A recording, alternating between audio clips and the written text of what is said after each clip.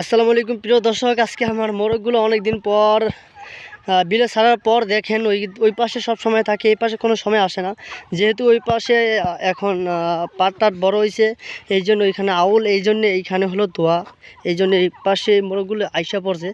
তো দর্শক কিন্তু আপনাদের যাদেরই প্রয়োজন টার্কি মুরগির বাচ্চা, তো আপনারা আমাদের সাথে যোগাযোগ করতে পারেন। আপনাদের লোকেশন অনুযায়ী আমরা ইনশাল্লাহ পাঠাতে সক্ষম হব, ইনশাল্লাহ পাঠাবো।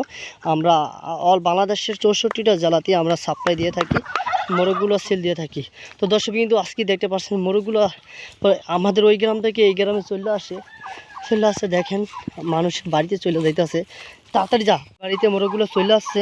এইখানে হলো কুকুর আছে, তো আমাদের এইখানে ভিডিওটি থামাইয়া স্টপ করে এগুলোকে আমি এইখান থেকে টানিয়ে নিতেছি, কারণ এই বাড়িতে একটা দুইটা ভয়ঙ্কর কুকুর আছে, সেগুলো আক্রমণ করলে সমস্যা হবে। তুই ওদিকে যা।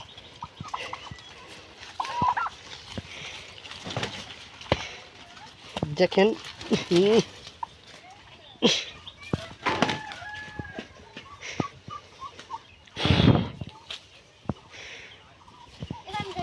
না, ভিডিওর মাধ্যমে দেখাতে পারতেছি না, এখানে অনেক পোক, সেগুলো আমাদেরকে ডিস্টার্ব করতেছে।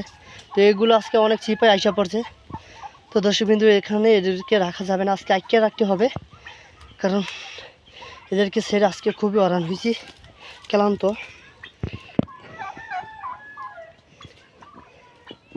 তো দর্শক বিন্দু, যে কথা বলতে চাইছিলাম, আপনাদের যদি টার্কি মোরগ প্রয়োজন হয়, আপনারা ইনশাল্লাহ আমাদের সাথে যোগাযোগ করবেন।